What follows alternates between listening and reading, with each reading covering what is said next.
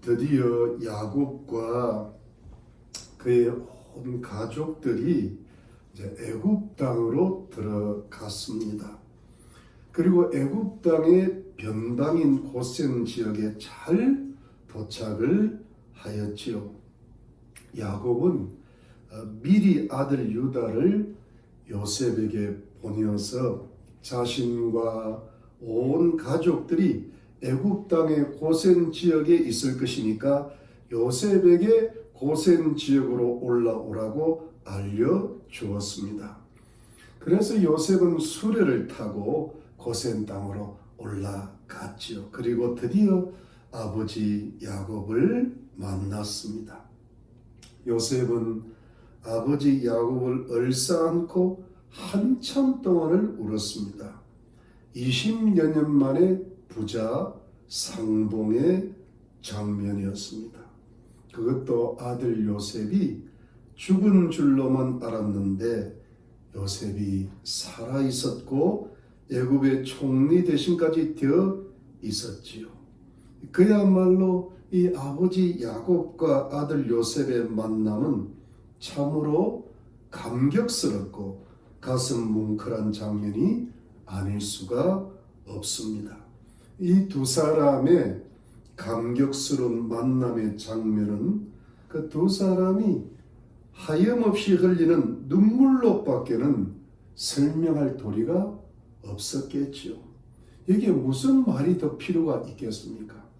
두 사람은 서로를 부여잡고 한동안을 한없이 울었을 것입니다. 여러분, 이때의 야곱의 그 감격에 찬 말이 무엇이었을까요? 여러분, 그것이 30절인데요. 여러분, 30절 한번 다시 보겠습니다.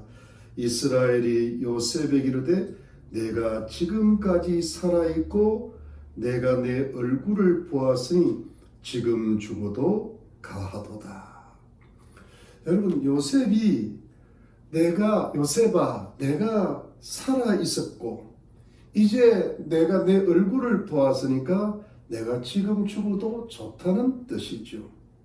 이 말은 그야말로 야곱의 가슴에 오랫동안 엉어리져 왔던 한이 다 풀렸다는 그런 뜻입니다. 그러니 이제는 죽어도 여한이 없다. 그런 말이죠. 여러분, 정말 그래요. 이 야곱에게 있어서는 이 요셉이 죽었다는 소식은 그야말로 그 야곱 인생의 청천벽력과도 같은 큰 충격을 가져다 주었죠. 이 야곱이라는 사람은 인생의 산전수준을 다 겪었거든요.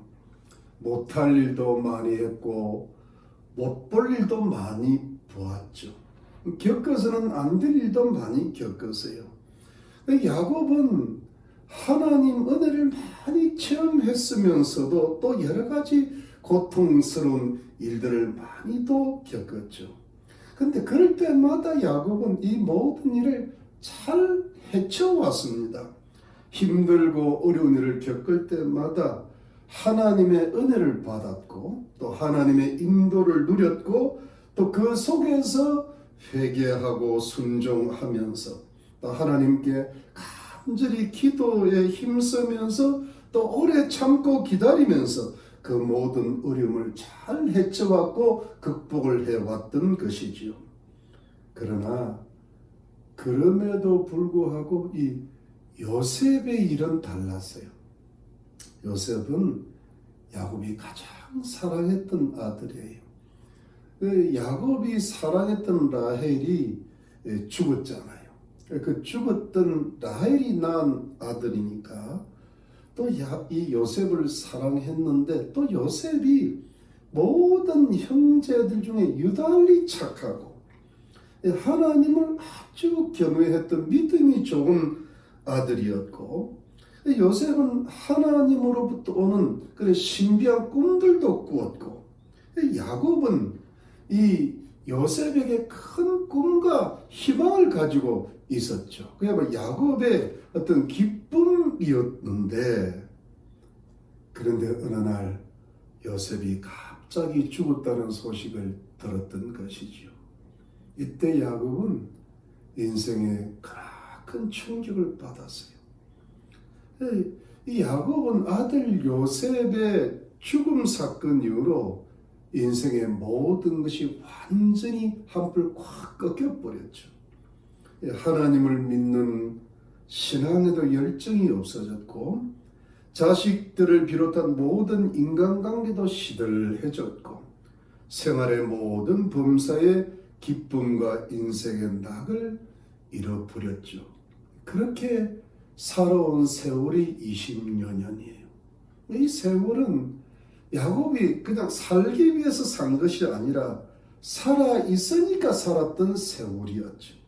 죽을 수만 있으면 차라리 죽기를 바랬던 그런 세월이었습니다. 그만큼 야곱에게 요셉의 죽음은 엄청난 고통과 슬픔의 세월을 보내게 하였던 것입니다. 그런데 여러분, 그 죽음과도 같았던 고통과 슬픔의 긴 시간이 어느 날 하루아침에 다 지나가게 된 거예요. 가나안 땅과 애국과 온 세상에 아주 큰 기근이 닥쳤는데 온 가족이 굶주림을 면하기 위해서 자신의 아들들이 애굽으로 2번 왔다 갔다 하다가 애굽의 총리 대신하는 사람이 하도 엄하게 몰아세우는 바람에 아들 베냐민까지 애굽으로 내려갔었어야 했는데 그것 때문에 야곱의 마음이 굉장히 이렇게 쪼여 있었는데 그런데 갑자기 이것이 어떻게 된 일입니까? 그 가혹하고 음했던 애굽의 총리 대신이 바로 죽었다고 생각했던 아들 요셉이었던 것이지요. 이것이 도대체가 믿을 수가 없는 일이니까 잠시 기절까지 했었습니다. 그리고는 야곱은 다시 기운을 차렸어요. 그리고 이것이 하나님의 뜻이었고 하나님의 계획이었던 것을 확연히 깨닫고 온 가족이 다 함께 애굽으로 이민을 왔습니다. 그리고 드디어 요셉을 만났습니다. 아버지 야곱과 아들 요셉이 만난 것입니다. 여러분, 이것은 성경 전체에서 가장 감동스럽고 가장 가슴 뭉클한 감격스러운 장면이 아닐 수가 없는 것입니다. 사랑하는 성도님들, 저는 이 감동의 장면 속에서 이런 생각을 해보았습니다. 우리 인생에 가장 감동스럽고 가장 감격스러운 때가 언제였는가, 또 언제라야 하는가라는 것이죠. 저는 이 크리스마스를 생각했어요. 저는 오늘 성경 본문을 이 부분을 생각하면서 이분이 성탄주일인 것을 기억을 했어요. 따로 다른 성경 말씀을 찾아야 될 필요를 못 느꼈습니다. 왜냐하니까 이 성경 구절이 저한테 벌써 감격으로 다가왔기 때문입니다. 성탄주일에 꼭 맞는 말씀이라고 생각을 했습니다. 그리고 저는 야곱이 오랫동안 처하였던 슬프고 아팠던 인생의 처지가 마치 우리들의 인생살이와도 같다는 생각을 했었습니다.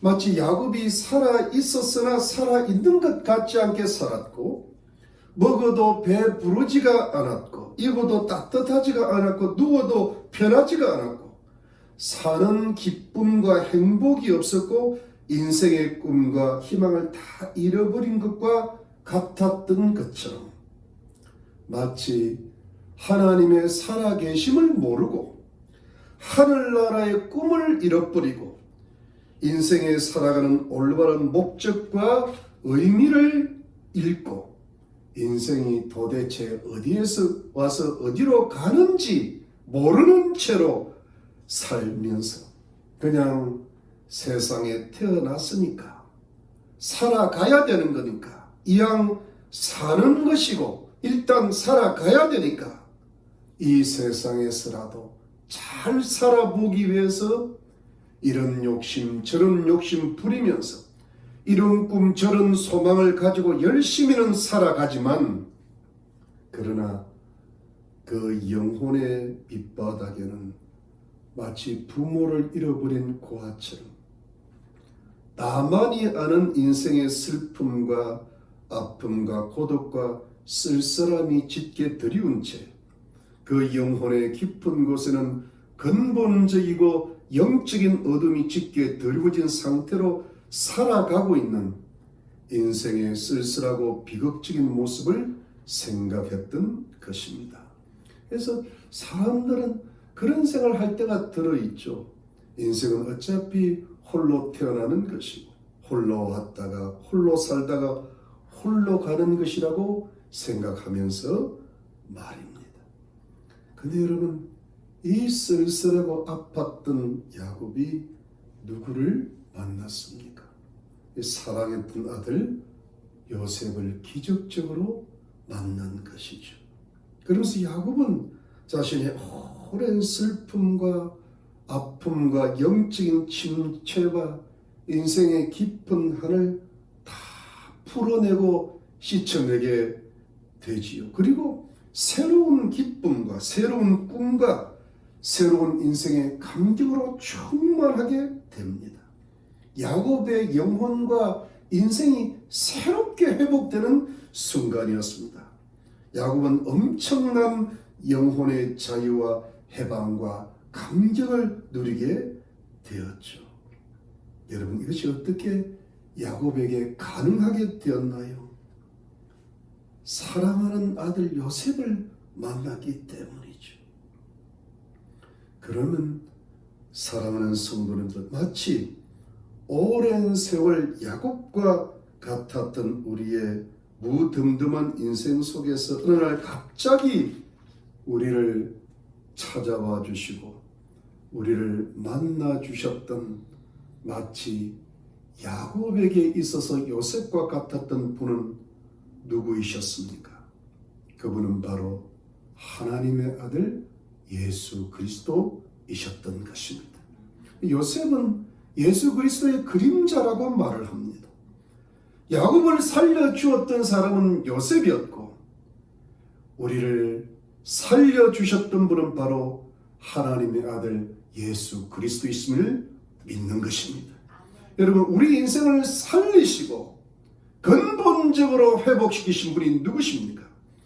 우리를 죄와 죽음과 지옥의 심판에서 구원하셨고, 그래서 우리로 하여금 천국의 영생의 소망을 가지게 하셨고, 우리로 하여금 인생의 참된 목적과 의미를 깨닫게 하셨고, 인생의 권원적 슬픔과 아픔과 고독과 쓸쓸함을 극복하게 하셨고, 영혼의 참된 기쁨과 즐거움과 감격과 희망을 주셨던 분은 누구이십니까?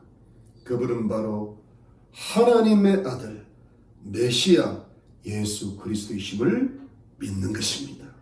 그러므로 이 하나님의 아들 예수 그리스도를 만난 것이, 예수님을 나의 구세주와 주님으로 믿고 영접했던 순간이 우리 인생의 가장 감동스럽고 가장 감격스럽고 가장 컸던 최고의 순간임을 믿으시기를 축원합니다. 예수님을 믿고 영생을 얻는 것이 우리 인생의 최고의 축복이었음을 믿으시기를 바랍니다.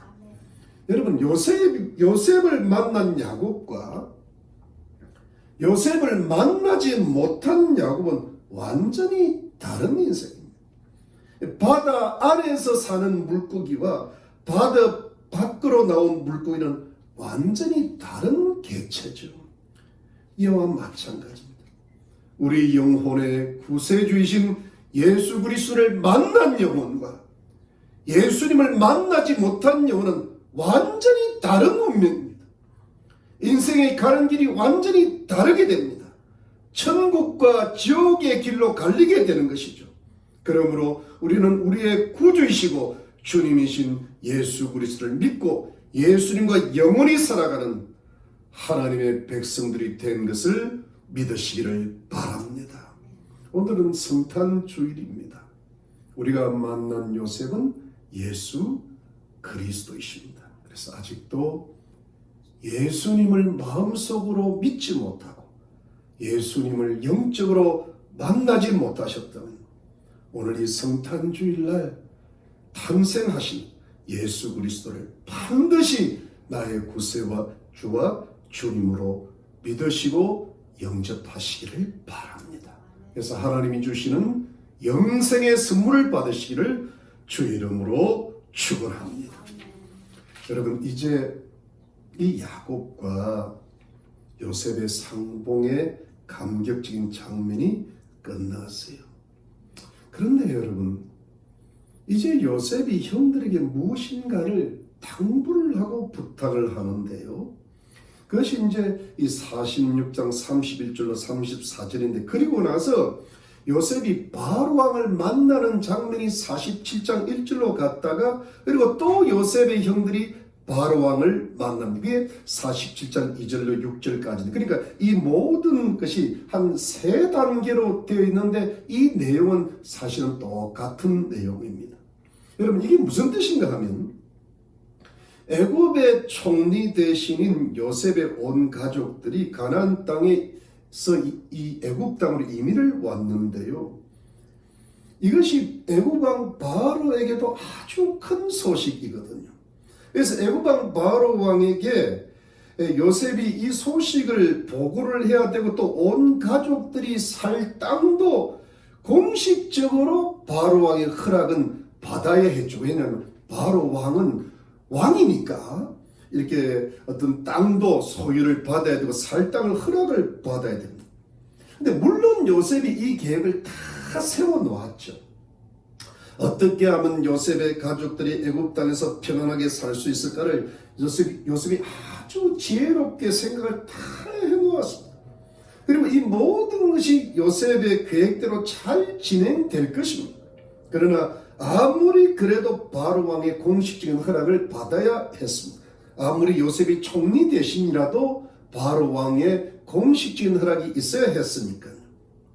그래서 요셉이 바로 왕의 공식적인 허락을 받기 위해서 먼저 형들에게 말을 당부를 하고, 또 그 다음에 요셉이 바로 왕을 만나고, 그 다음에 형들이 바로 왕을 만났던 이 모든 단계가 다 요셉의 지혜롭고 빈틈없는 계획이었는데, 여러분, 또 하나 생각할 것은 애굽의 바로 왕이 요셉을 너무 신임하고 너무 신뢰하고 아끼니까 이 애굽의 바로 왕이 요셉의 형들과 가족들에게 지나친 호의와 배려를 베풀어서 애굽 땅에서도 가장 중심에 있는 가장 좋은 땅을 차지하게 해준다든가, 또는 요셉의 형들에게 애굽에서 가장 좋은 직업이나 아주 좋은 직책을 하사할 수도 있으니까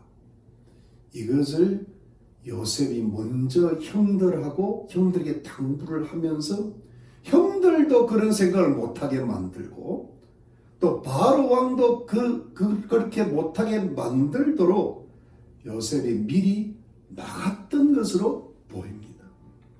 여러분, 그것도 그럴 것이 오늘 본문의 대부분을 보면요, 가장 반복되면서 눈에 띄는 두 단어가 있는데 그것은 바로 목축과 고센땅입니다. 계속 반복이 됩니다. 여러분, 요셉이 이 두 가지를 자꾸 강조합니다. 여러분, 31절 34절 보겠습니다. 31절에 보니까 요셉이 그 형들과 아비의 권속이 이르되 내가 올라가서 바로의 과일기를 가나안 땅에 있던 내 형들과 내 아비의 권속이 내게로 왔는데 그들은 목자라. 목축으로 업을 삼음으로 그 양과 소와 모든 소유를 이끌고 왔나이다 하리니 바로가 당신들을 불러서 너희의 업이 무엇이냐 묻거든 당신들의 고의를 주의 종들은 어렸을 때부터 지금까지 목축하는 자였는데 우리와 우리 수녀가 다 그러하니이다 하소서. 애굽 사람은 다 목축을 가지고 이기나니 당신들이 고센 땅에 거하게 되리이다. 여러분, 이 요셉이요 자꾸 목축을 한다라고 이야기하고, 또 이 조상 대대로 목축을 한다고 이야기하고, 그러면서 고센 땅에 당신은 마치 있어야 된다고 강조를 하고 강요하는 듯한 느낌도 들어요.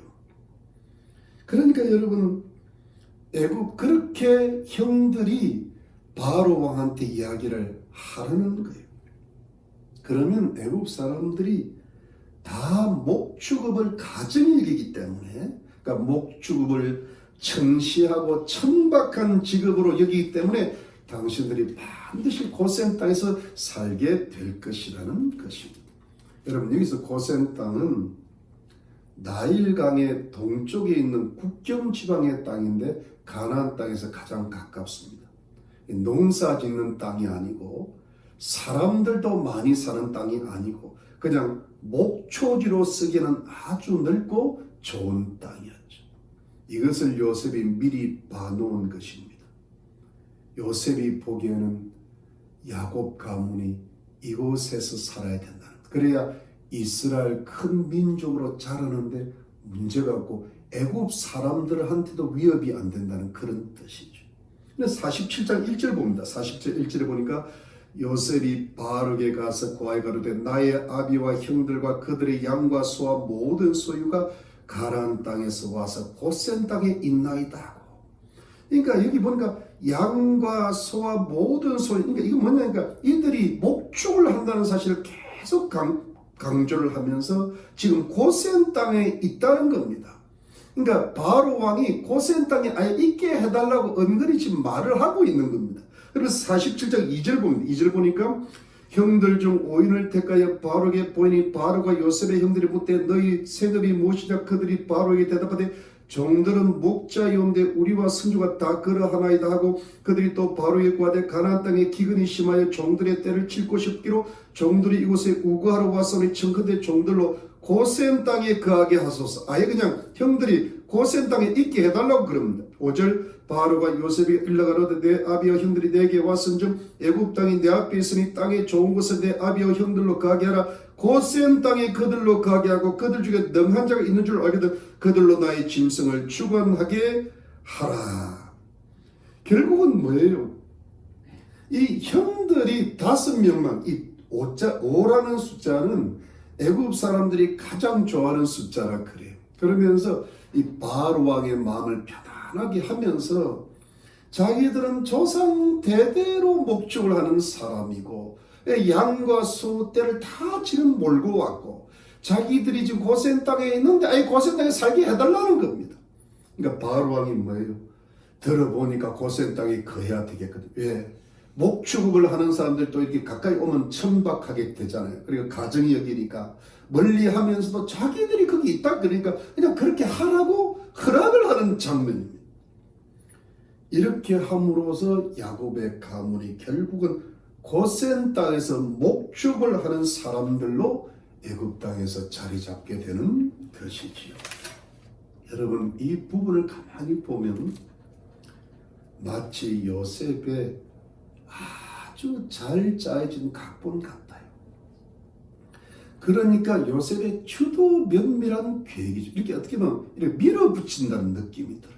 그러면서 마지막에 바로의 허락을 받으면서 바로가 해준 거는 바로의 왕실의 가축을 돌보는 직책을 하사한 정도였죠. 요셉은 굉장히 지혜로운 하나님의 사람이었거든요. 그러니까 아버지 야곱과 그 형들, 그 요셉의 형들과 그 가족들이 애굽의 어느 땅에 살아야 하는지 어떤 일을 해야 하면서 살아야 되는지를 미리 내다보고 철저하게 계획을 세웠던 것이죠. 여러분, 요셉의 계획은 목축업과 고센 땅입니다. 그 이상도 아니고 그 이하도 아니었어요. 그러니까 이런 것입니다. 요셉이 형들이 그 가족들이 애굽 땅의 중심부나 어떤 좋은 땅에 살면서 바로 왕이 하사하는 좋은 직업의 직책을 가지고 잘 살면서 호의호식하면서 애굽 사람처럼 살기를 원하지 않았던 겁니다. 그냥 목축업이면 족하다는 겁니다. 왜냐하면 가나안 땅에서 그거 하고 살았으니까. 그리고 형들의 직업을 전체적으로 다 제한합니다. 땅도 고센 땅으로 제한합니다. 고센 땅이 애굽 중심부에서는 멀리 떨어져 있고 농경지도 아니고 사람도 많이 살지 않는 목초지가 많은 곳이니까 그곳에서 가능한 한 애굽 사람과는 떨어져 살면서 가나안 땅과는 가장 가깝다는 겁니다. 여러분, 결국 이 하나님을 경외하는 지혜로운 요셉이 의도한 바가 뭡니까? 요셉이 아버지 야곱 가문에게 바랬던 바가 뭡니까? 하나님을 경외하고 지혜로운 요셉이 형들과 동생과 그 가족들에게 어떠한 삶을 살기를 바랬던 것일까요? 사랑하는 성도는 그것은 구별된 삶이었습니다. 야곱 가문과 애굽 사람들이 결코 섞이지 않는 것이었어요. 여러분, 이것이 요셉의 마음속에 깊이 숨어있는 의도였습니다. 물론 야곱 가문이 애굽 땅에 살러 왔습니다. 또 분명히 애굽 땅에 살아야 됩니다. 그런데 이 하나님을 경외했던 영적인 사람, 지혜로운 사람 요셉이 의도했던 바가 무엇입니까? 무엇이 하나님의 뜻임을 영적으로 알고 있었습니까? 그것은 언젠가는 야곱 가문이 이스라엘 큰 민족이 되어서 반드시 가나안 땅으로 돌아가야 된다는 것을 알고 있었죠. 그러니까 요셉이 생각하기에 애굽 땅은 자신의 가문과 자신의 가족과 후손들이 영원히 살아야 될 땅은 아니라는 겁니다. 하나님께서 가나안 땅을 자신의 민족에게 주실 것을 믿었습니다. 이것이 조상 아브라함 때부터 내려오는 하나님의 언약의 축복이라는 것을 알고 있었습니다. 그래서 요셉은 처음부터 미리부터 돌아갈 준비를 하고 있었던 겁니다. 가족들이 애굽 땅으로 내려올 때부터 가나안 땅으로 돌아갈 준비를 벌써부터 하고 있었던 겁니다. 이것이 뭐예요? 시대를 앞서가면서 하나님의 뜻을 미리 내다보는 지도자들이 하는 일이죠. 이 사람이 바로 요셉이었습니다. 그러니까 여러분, 때가 되면 돌아가야 합니다. 그래서 지금부터 구별된 삶을 살자는 겁니다. 애굽 땅에서 잘 먹고 잘 살려 하다가는 결국 흩어지게 되고, 흩어지게 되면 결국 애굽 문화에 동화되게 되고, 그러면 하나님의 백성으로의 정체성을 잃어버리게 되고, 그러면 결국 가나안 땅으로 못 돌아간다는 겁니다. 그러면 하나님의 위대한 뜻이 이루어지지를 못합니다. 요셉이 이것을 미리 알고 미리 방지하고 있는 것이죠. 여러분, 요셉은 누구보다도 이 애굽의 실체를 알고 있었어요. 요셉은 애굽에서 노예로 제수로 총리 대신으로 살면서 애굽의 문화에 능통했습니다. 애굽에는 온갖 우상들이 많았죠. 사람들은 정치는 것이 습관화되었죠. 도덕적으로는 엄청난 타락과 부패가 있었죠. 그리고 애굽의 문명은 그 어느 나라나 어느 지역보다 발전되어 있었습니다. 넓은 영토가 있었고 발전된 기술이 있었고 높은 학문이 있었고 좋은 상품들이 많았고 막강한 군사력 등등 모든 것이 최고로 발전한 나라였죠. 그런데 자신의 가족들이 이런 애굽에서 흩어져 살다 보면 언제 어떻게 타락하고 부패할지를 모르지. 이제 겨우 하나님을 경외하는 신앙이 성숙해져 가고 이제 어느 정도로 도덕적으로 윤리적으로 잡혀가는데 자칫 잘못하다가는 애굽 땅에 살려고 내려왔다가 그야말로 기근을 피하러 내려왔다가 하나님을 믿고 경외하는 신앙 다 잃어버리고 또 세상에서 음란과 거짓과 욕심과 정욕에 물들어 버리고 그렇기 때문에 가나안 땅으로 돌아가겠다는 계획이 물거품이 되고 하나님의 공동체가 부패하고 타락하고 망가지고 하나님의 언약의 축복의 약속이 이루어지지 않거나 오래오래 지연될 것이기 때문입니다. 요셉이 이것을 미리 알고 있었던 겁니다. 이걸 미리 경계했던 겁니다. 그러니까 이런 영적인 타락과 윤리적 부패가 오지 않도록 미리 방지를 하는 겁니다. 그래서 처음부터 구별된 삶을 살게 했던 것입니다. 여러분, 그래서 구별된 삶을 살면서 이스라엘 이 야곱 가족은 고센 땅에서 이스라엘 큰 민족으로 발전해야 했죠. 그렇게 할 때 하나님께서 때가 이르면 이스라엘 민족을 가나안 땅으로 돌아가게 하시는, 그래서 가나안 땅 전체를 다 주시는 축복의 땅으로 만들어 주시는 그런 은혜를 베풀어 주실 줄로 믿었던 것입니다. 요셉이 자기가 총리 대신이 된 것은 이 세상의 일들을 하라고 하나님이 세워주신 것이기도 하지만 가장 그 일의 핵심은 바로 이 일을 위해서라는, 이것이 영적인 일이었기 때문에 이 일이 요셉이 총리 대신이 된 핵심이라는 것입니다. 고센 땅에서 야곱 부족이 이스라엘 큰 민족으로 자라게 하는데 쓰임 받도록 한 사람이 요셉이고 요셉의 어떤 지위라는 것이죠. 그래야 이스라엘 민족이 가나안 땅으로 다시 돌아갈 수 있다는 겁니다. 그래서 요셉이 이것을 멀리 내다보고 미리 깨닫고 실행을 했던 것이죠. 요셉은 이렇게 영적이고 지혜로운 사람이었습니다. 사랑하는 여러분, 오늘 요셉의 이와 같은 지혜를 통해서 하나님께서 우리에게 주시는 교훈은 무엇일까요?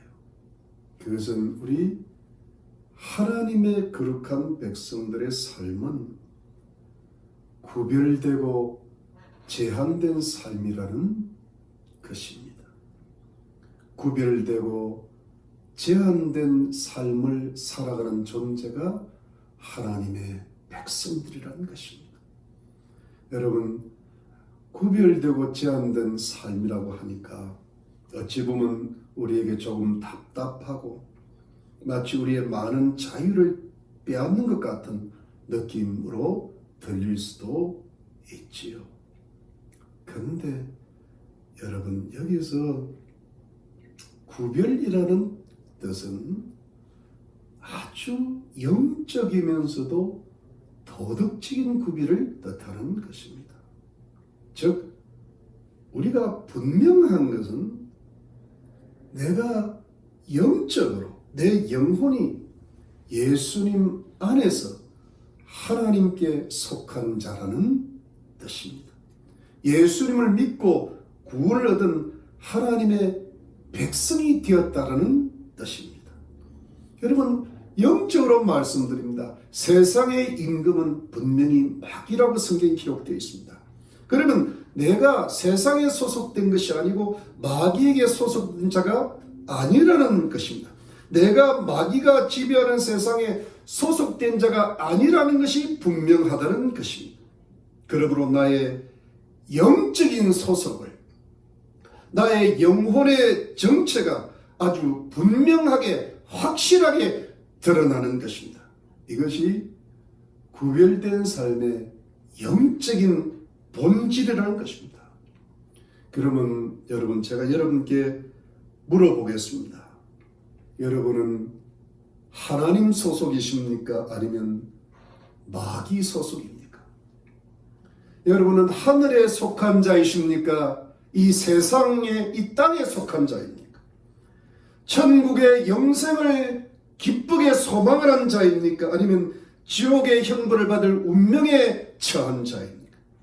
여러분은 하나님의 아들 예수 그리스도를 확실히 믿으십니까? 아니면 예수 그리스도를 믿지 않고 있습니까? 사랑하는 성도님들, 성경적으로 하면 영적인 소속에 있어서는 대충이나 타협은 결코 없습니다. 중간지대나 회색지대는 없습니다. 연옥 같은 건 없는 것입니다. 여러분들의 영혼이 영적으로 고센 땅에 있는 겁니까? 아니면 애굽의 가장 좋은 것들이 많은 중심부에 있는 것입니까? 사랑하는 성도님들, 종말의 시대는 미혹의 시대가 먼저 온다고 성경은 말씀하고 있습니다. 무엇이 진리인지, 무엇이 거짓인지를 구별하고 분별하기가 힘든 시기가 도래합니다. 사단은 광명의 천사가 되어서 사람들을 예수님을 못 믿도록 미혹하고 있고, 심지어 믿는 자라도 타락해 하여 지옥으로 끌고 가려고 하고 있는 것입니다. 수많은 신학과 사상들과 이데올로기가 타락되어 있고 잘못되어 있어서 인간의 정신을 지배하고 있고 인간의 영혼들을 미혹하고 있는 것입니다. 수많은 사람들과 심지어 성도들과 주의 종들까지 미혹하고 있습니다.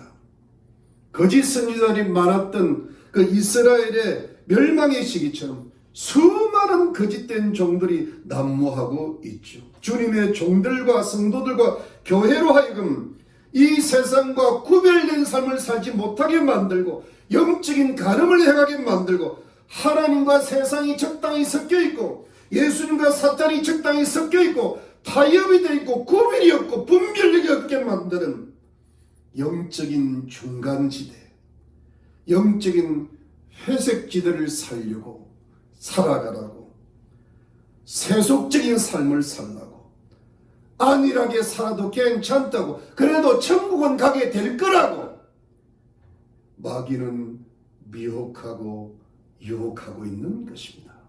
지금은 그런 영적인 미혹의 시대가 이미 도래했습니다.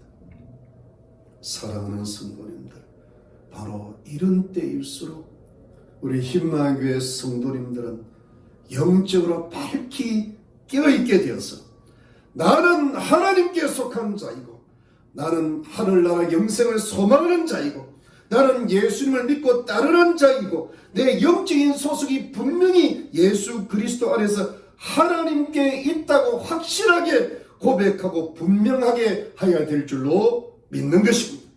그리고 우리가 하나님의 말씀을 읽고 기도에 힘쓰고 성령의 충만함을 받아서 성경적인 그리스도인이 되어서 하나님께 주시는 성령의 권능으로 내 속에 있는 죄를 이기고 욕심을 이기고 정욕을 이기고 도덕적으로 윤리적으로도 이 애국과 같은 이 세상의 종말적 타락과 부패와 음란과 폭력과 싸워 이기면서 영적이고 윤리적인 전쟁에서 반드시 싸워서 승리해야 될 줄로 믿는 것입니다. 피 흘리기까지 싸워야 되는 것이 영적이고 도덕적이고 윤리적인 전쟁인 줄로 믿는 것입니다. 자꾸 타락해 하는 게 마귀고 자꾸 타락해 하는 게 이 세상이 아닙니까?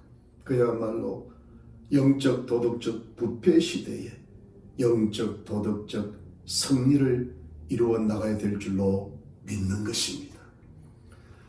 그런데 여러분, 이 영적이고 윤리적인 이 전쟁에서 싸워서 승리를 하기 위해서는 그야말로 영적 윤리적 구별된 삶을 싸우기 위해서는 우리가 한 가지 안전장치가 필요하죠. 그것이 우리의 생활이 제한이 좀 되어야 됩니다. 애굽의 좋은 것들에 대한 관심을 어느 정도는 제한을 해야 돼요. 다 제한할 수는 없고요. 그러나 우리의 자유를 마음껏 사용해서는 안 된다는 것이죠. 어디에 머물러야 돼요? 고센 땅에 머물러야 됩니다. 내 시간을 전부 다 세상 일에 사용해서는 안 되죠. 내 건강을 모두 다 세상에서 잘 사는 일에 다 사용해서도 안 되죠. 내 재물을 이 세상을 살고 이 세상을 즐기고 이 세상에서 쌓아놓기 위해서 다 사용해서는 안 되죠.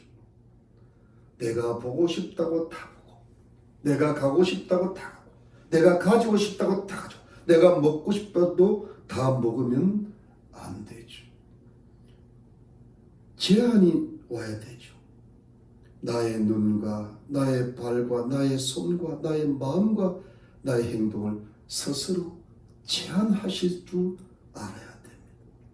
나의 삶과 나의 생활과 나의 인생을 어느 정도의 바운더리 내에서 스스로 제한하실 수 있는 어떤 절제가 있어야 되겠죠. 그 바운더리가 어디입니까? 그 경계선이 어디입니까? 하나님의 말씀과 뜻이죠. 그것이 예수 그리스도 안입니다. 그러니까 세상 안에 살면서도 예수 그리스도 안에서 산다는 것이죠. 하나님의 말씀과 뜻 안에 거해야 됩니다. 그리스도 안에 거해야 됩니다. 예수님의 몸된 교회를 중심으로 살아야 됩니다. 이것을 넘어가고 지나치게 되면 자유가 아니라 방종이 되죠. 그리고 반드시 인생의 위험이 서서히 다가오게 됩니다. 애굽 생활을 즐기다 보면 애굽 생활에서 어떤 자유를 넘어 방종을 하게 되면 어느 순간에 애굽의 위험이 들어오게 됩니다. 어디서부터인가 세상의 이름이 마귀가 세상을 통하여 주어지는 재앙도 들어오게 됩니다. 결국은 멸망에 이르는 일도 생기고 우리 가족과 이웃들이 구원을 받지 못하는 비극도 이루게 되죠. 왜요? 처음부터 제한하지 않아서 그렇습니다. 처음부터 내가 그 자유를 너무 지나치게 사용해서 그런 겁니다. 방종해서 그런 겁니다. 하나님의 말씀과 뜻을 넘어가서 그렇습니다. 그래서 재앙과 멸망이 들어오는 겁니다. 선악과를 따먹지는 말라는 주의 말씀을 어겨서 인간에게 재앙과 멸망이 왔던 것처럼 말합니다.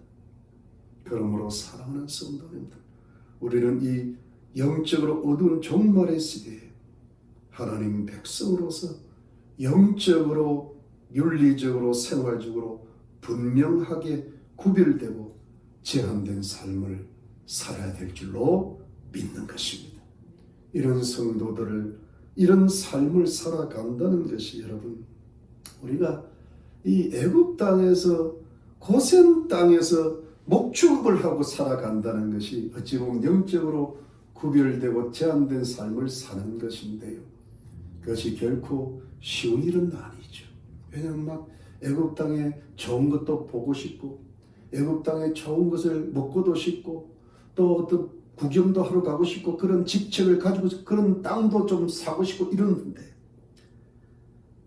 그래서 여러분 하나님 백성으로서 이 영적으로 구별되고 제한된 삶을 산다는 것이 결코 쉬운 일은 아니지만 이 영적이고 윤리적이고 생활적인 영적인 전쟁을 싸워서 전쟁을 하고 이겨나갈 때에 바로 살아계신 하나님께서 이런 영적인 성도들, 이 세상에서 스스로 자기를 구별하고 세상에서 제한된 삶을 살려고 노력하는 사람들의 모든 영혼육과 가정과 생활에 함께 해주시고 도와주신다는 것이죠. 하나님께서 함께 하시는 축복을 누리게 됩니다. 하나님께서 이렇게 구별되고 제한된 삶을 사는 성도들을 사랑하시고 기뻐하시는 겁니다. 여러분 한번 생각해 보세요. 이스라엘 백성들이 야곱 가문이 고센 땅에서 목축을 하고 살 때 오히려 애굽의 바로 왕과 애굽의 관리들과 애굽 사람들의 마음이 편안했을 겁니다. 아, 저기서 저 사람들이 저렇게 살아가는구나. 전혀 위협도 안 되고 거기서 하나님을 경외하고 살아가고 오히려 자기들의 짐승들을 길러주는 그런 일들을 맡길 수 있고 오히려 구별되어 있으니까 세상 사람들과 화평하고 화목하게 살아갈 수가 있고 오히려 어떤 적대적인 환경이 안 될 수도 있죠. 그리고 어떻게 됩니까? 그 고센 땅에서 야곱 가문은 이스라엘의 큰 민족으로 자라나게 됩니다. 바로 그것이 이스라엘 민족을 향하신 하나님의 축복이었습니다. 그리고 그들은 가나안 땅으로 돌아가는 하나님의 은혜를 받게 되고 그 가나안 땅 전체를 정복하고 적과 꿀이 흐르는 가나안 땅을 차지하게 되는, 정복하게 되는 하나님의 어마어마한 축복의 민족으로 탄생하게 되는 것이죠. 이것이 여러분 구별되고 제한된 삶을 살아가고 스스로 하나님 앞에 올바른 삶을 살아가는 하나님 백성들에게 주시는 하늘의 상급이요, 이 땅의 축복이요, 하나님께서 함께 하시는 은혜인 줄로 믿는 것입니다. 이런 축복을 받고 이런 하나님의 은혜를 받고 우리에게 주시는 그 아름다운 은혜 안에서 스스로 구별되고 스스로 성결하고 스스로 제한하고 스스로 타락을 거부하면서 하나님이 주시는 그 놀라운 축복을 바라보면서 믿음의 전쟁을 이겨나가는 우리 희망의 교회 성도님들이 되시기를 예수 그리스도 이름으로 축원합니다. 기도하겠습니다. 하나님 감사합니다. 참 요셉과 야곱의 가문이 애굽에서 넓은 땅에서 잘 살 수 있었는데 고센 땅에서 목축업을 하면서 하나님의 은혜와 하나님의 축복만을 바라보고 스스로 구별하고 스스로 제한된 삶을 살았던 것을 기억합니다. 하나님, 우리의 영적 소속이 분명히 하나님 안에 있음을 믿고 고백하게 도와주옵소서. 세상을 살지만은 우리는 마귀의 자녀들이 아니요 세상 사람들이 아니라는 것을 분명히 깨닫게 하여 주옵소서. 하나님 앞에 우리의 신앙을 온전히 거룩하면서 영적이고 윤리적인 삶을 살도록 영적인 전쟁을 싸워서 이기게 도와주시옵소서. 우리가 이 세상에서 아무리 많은 자유가 있어도 방종하지 않을 수 있는 은혜를 베풀어 주시옵소서. 그래서 우리가 그렇게 살아갈 때 하나님이 함께 해주시고 하나님이 축복하시고 하나님의 길을 활짝 열어주신다는 것을 깨닫게 해 주옵소서. 그러한 삶을 살아서 이 땅에 복도 누리게 하시고 하늘의 상급을 쌓아가는 영적으로 구별된 백성들로 만들어 주옵소서. 영적인 전쟁에서 반드시 이기게 도와주시옵소서. 우리 희망의 교회 모든 성도님들 코로나 가운데서도 항상 건강하게 지켜주시고 영혼 육관에 강건하게 하시고 우리 자녀들을 반드시 축복하셔서 이 미국 등과 전 세계 위대한 주의 백성들 되게 하시고 세상에서도 복을 내리시고 건강을 주시고 우리 성도님들 직장과 산업에 꼭 복을 주셔서 먹고 마시기 쓰기에 부족함이 없도록 넉넉하게 채워주시고 여름을 잘 극복하게 도와주시고 우리가 다 같이 만날 때 큰 기쁨과 큰 감격과 교회의 회복과 부흥을 이루어나가는 그런 하나님의 거룩한 백성들, 큰 민족으로 부흥하는 그런 교회가 되어질 수 있도록 인도해 주시옵소서. 감사합니다. 예수님 이름으로 기도드렸습니다. 아멘. 여러분, 이번 화요일 날은 우리가 한 해에 여러 가지 성경 공부나 또 이렇게 주일날 은혜 받은 말씀이나 간증이나 또는 찬송을 가지고 줌으로 모이려고 그럽니다. 우리 한 분도 빠짐없이 다 모이셔서 한 해 마지막에 은혜 받은 말씀과 간증을 나눌 수 있기를 바랍니다. 그리고 여러분 12월 31일 목요일 날 8시에 우리가 줌으로 성구영신 예배를 드리려고 합니다. 그동안에 화요 성경 못 나오신 모든 분들도 가능한 줌 영상을 통해서 그날 만나 뵙고 제가 잠시 찬송과 말씀을 우리 함께 부르고 전하고 성경 구절 제비 뽑기도 하고 제가 각 가족을 단위로 제가 축복 기도를 해드리겠습니다. 그래서 여러분 다 같이 우리 한번 얼굴을 봤으면 좋겠습니다. 그래서 다들 줌 영상을 까시고 다들 들어오시기를 부탁을 드립니다. 카톡을 통해서 다시 한번 제가 광고를 드리겠습니다. 여러분 미국 대통령 선거가 아직은 끝나지 않았습니다. 여러분 꼭 기도해 주시고 지금 미국은 정말 미국의 역사상 가장 중요한 때니까 기도 많이 하시고 하나님 편의 선자들이 승리하고 미국의 민주주의와 헌법이 잘 수호될 수 있도록 여러분 기도하시고 소망해 주시기를 부탁을 드립니다. 여러분 백신이 개발되었다고 하는데 좋은 소식입니다. 우리 코로나는 또 확산이 되고 있다고 하지만 내년에는 좋은 일들이 있을 줄로 믿습니다. 말씀과 기도에 힘쓰시고 가족과 이웃들 영혼 구원해서 간절히 기도하시고 주님을 만나는 일을 절대로 게을리하지 마시기를 바랍니다. 감사합니다. 건강하세요. 제가 축도하겠습니다. 지금은 예수 그리스도의 놀라우신 은혜와 하나님 아버지의 지극히 하신 사랑과 성령의 위로와 교통과 충만하심이 이 어두운 세상 속에서, 이 타락하고 부패하기 쉬운 세상 속에서 자기를 구별하고 스스로를 제한하면서 하나님이 주시는 축복이 있을 것을 믿고 영적 전쟁을 끊임없이 깨어서 기도하며 나가는 하나님의 거룩한 백성들과 가족들과 이웃들 머리머리 위에 지금으로부터 영원토록 함께 계실지어다. 아멘.